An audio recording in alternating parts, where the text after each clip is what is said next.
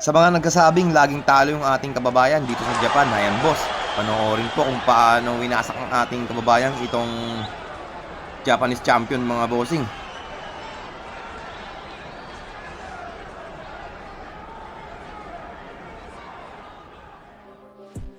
Yo, kamusta po mga bossing ko? Welcome back po dito sa Matt Daily Fights. Sa video na ito mga boss ay samahan po ninyo ako panoorin ang laban ng ating kababayan. Walang iba kundi si Gio Santissima, ang ating bida sa video na ito mga boss. Ang kalaban niya po dito ay ang Japanese knockout artist na si Hiroshige Osawa mga bossing. As you can see mga bossing, nagsisimula na po dito ang opening round for both fighters. The Filipino fighter here is wearing blue gloves while the Japanese fighter here is wearing red gloves. Baka may magtatanong na naman kasi kung alin dyan ang Pilipino, kahit na klarong-klaro naman kung saan sa kanila yung Pilipino dito bossing. So sa laban na ito mga boss ay underdog po yung ating kababayan, kung saan hawak nito ang 21 wins, 4 loss at 18 wins by way of knockout. Habang itong si Hiroshige Osawa naman ay hawak ang 37 wins, 5 loss at may 21 wins by way of knockout. Ang laban na ito mga boss ay scheduled for 8 rounds sa Super Bantamweight Division.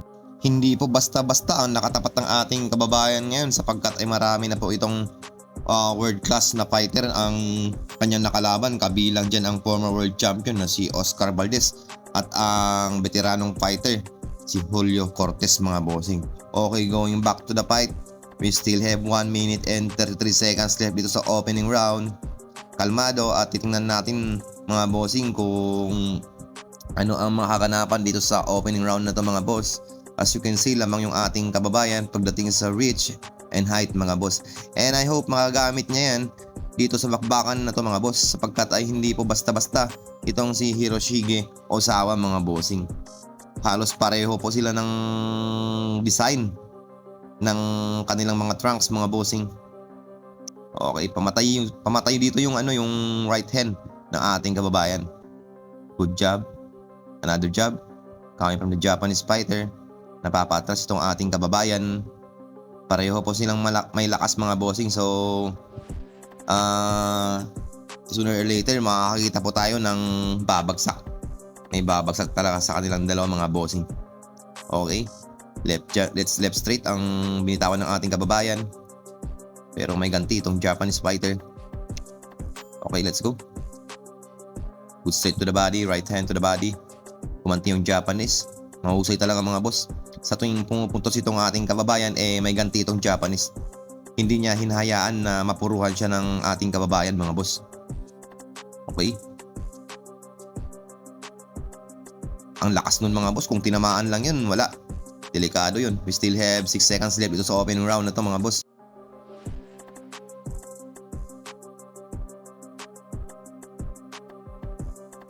Round 2 na po tayo mga bossing.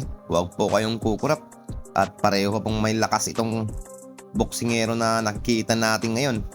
Itong si Hiroshige Osawa ng Japan at ang si Gio Santissima, ang pambato ng Pilipinas. Good right hook ang pinatama ng ating kababayan doon. Maliksi at maganda ang kanyang footwork dito. Maganda yung timing ng ating kababayan dito mga boss. Sa tuwing bumibitaw siya ng suntok, hindi po nasasayang. Talagang tumatama po kahit sa guard ng kanyang kalaban. Habang naghihintay naman ng magandang counter itong Japanese fighter mga boss. Tingnan natin. Good one to. May follow up na body. Pero gumanti ang lakas ng hook ng ating kababayan. Ayun, napakalakas nun mga boss. Ayan po. Good left and right combination.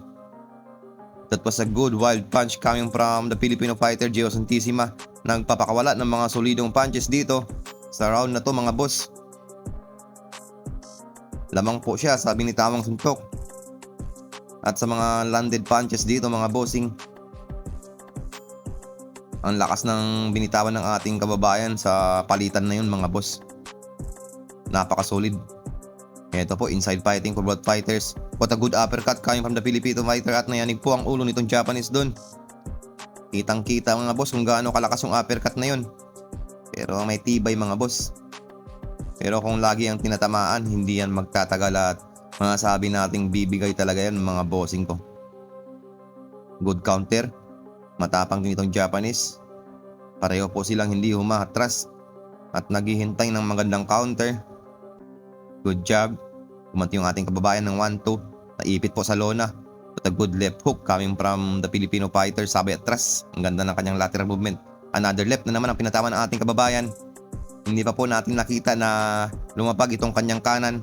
Karamihan sa kanyang mga binibitawan ay ang kanyang kaliwa, mga boss, kung saan ay matagumpay niyang naipatatama ang kanyang mga suntok.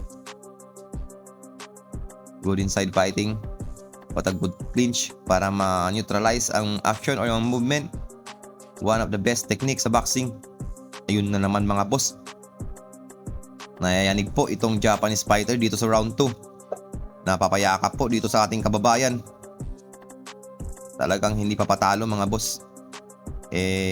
Babawi talaga yung ating kababayan kasi nga karamihan sa ating mga kababayan na dumadayo dito ay laging talo. So heto na po ang pagkakataon na bumawi ang ating pambato sa mga Hapones. Pero may ganti itong Japanese bago magtapos ng round 2 mga bossing. We still have 10 seconds left sa round na to. Gumaganti yung Japanese. Nayayanig din yung ating kababayan pero gumaganti rin ating kababayan. Hindi po tumama dun ang uppercut ng ating pambato at pagkus na payakap din itong Japanese fighter. Round 3 na po tayo mga bossing. Okay, nagsisimula na pong uminit ang bakbakan.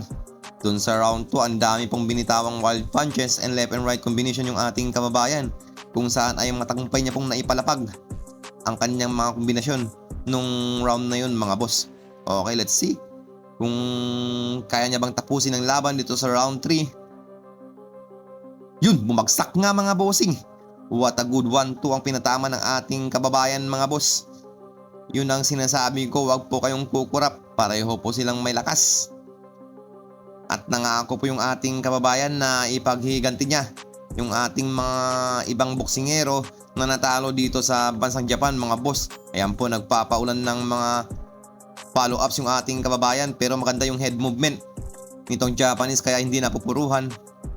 Lumalamang po yung ating kababayan. Ang dapat niya na lang gawin ay i-maintain ang kanyang composure at yung kanyang taktika kung saan ay epektibo ang kanyang game plan at hindi basta-basta maging kumpiyansa, baka makaganti pa itong Japanese. What a good 1-2 ang pinatama ng ating kababayan doon kaya bumagsak po. Napaka-solid nun mga boss. Let's go.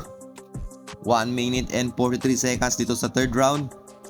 Kahit nasaktan yung Japanese, siya ngayon yung agresibo dito mga bossing. Napakatapang talaga mga boss. Okay. Hindi po basta-basta itong kalaban ng ating kababayan. Di kalibre din ito mga bossing ko. Pero palaban po yung ating pambato, kung saan ay nagawa niyang papabagsakin yung Japanese dito sa nasabing round mga boss. At the same time, kahit nasaktan na, mabilis ang kanyang pag-recover. At siya ngayon ang naging initiator sa bakbakan na to mga boss. Habang napapatras naman ng kaunti itong ating kababayan, sabay may counter na uppercut. Good 1-2 to the body, sabay sa ulo. Ang binitawan ng Japanese fighter, good right straight to the ulo. Tinamaan po yung ating kababayan doon, napatras ng konti. Left straight na naman ang pinatama ng Japanese at gumaganti ng konti itong Japanese mga boss. Pero lamang po yung ating kababayan pagdating sa puntusan. But I'm pretty sure na 10-8 ang scorecard dito sa round na to mga boss. 35 seconds left sa third round. Kailangan mag-ingat itong ating pambato mga boss. Sa ganun ay paniguradong makukuha ang nasabing ang panalo mga boss. 20 seconds, what a good right straight ang pinatama ng ating kababayan doon mga boss. Init ng bakbakan, gustong bumawi itong Japanese. Malapit na po magtapos ang third round dito sa bakbakan na to mga boss. Okay, take time lang kabayan, baka makabawi pa yung Japanese at doon nagtapos ang third round. Panoorin po natin yung highlights kung saan bumagsak ang Japanese. Ayun po, left ang tumama mga bossing at napakasolido. Boom! Sapul talaga mga boss sa tinamaan kaya yun, napabagsak ng ating kababayan ang Japanese sa pagkakataong yung mga boss. Yan po. In a while magsisimula na po dito ang round 4. So lamang po yung ating kababayan sa puntos mga bossing. Nakapagtala na po siya ng solidong knockdown dun sa third round. So let's see kung kaya niya bang i-maintain yung kanyang pinakita pagdating dito sa round 4 na to mga boss. Nasasaktan niya itong Japanese. Tandaan po natin ay hindi rin po basta-basta talaga itong kanyang kalaban. Hawak po nito ang 37 wins, 5 loss at 21 wins by way of knockout. Kaya kailangan din samahan ng konting pag-iingat ang pag-atake ng ating kababayan sapagkat ay marami na pong nakalaban na di kalibre itong Japanese fighter. Tulad ng sinabi ko kanina, ang former world champion na si Oscar Valdez at si Julio Cortez at marami pang iba mga bossing. Alam rin natin na hindi basta-basta si Oscar Valdez mga boss. Okay, going back to the fight, we still have 2 minutes and 20 seconds left dito sa 4th round. Sa bakbakang Giosintissima against the Japanese fighter Hiroshige Osawa mga boss. Let's go. I repeat, this fight is scheduled for 8 rounds in the super bantamweight division mga boss. Let's go. Yan mga boss. Good left ang pinatama nitong Japanese mga boss. Let's go. Left straight again.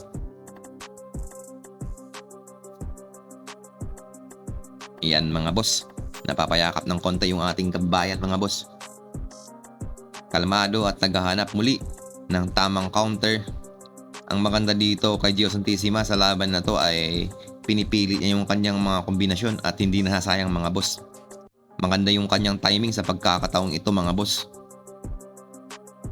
Ayun, nagsorry yung ating kababayan at tinamaan yung betlog nitong Japanese fighter. Madalas po talagang nangyayari yung ganyan. Kadalasan pagka nag-uppercut yung isang fighter tapos medyo bumaba ng konti talagang masasapul talaga ang betlog mga boss. Anyway, nagsorry naman po yung ating kababayan and that was accidentally happen lang mga bossing. Hindi po sadya yung ganung pagkakataon.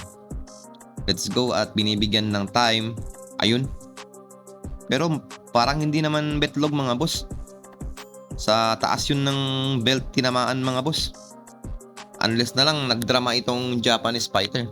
Okay, yan po. Resume na po ang laban dito sa round 4. 1 minute and 8 seconds left sa bakbakan na ito.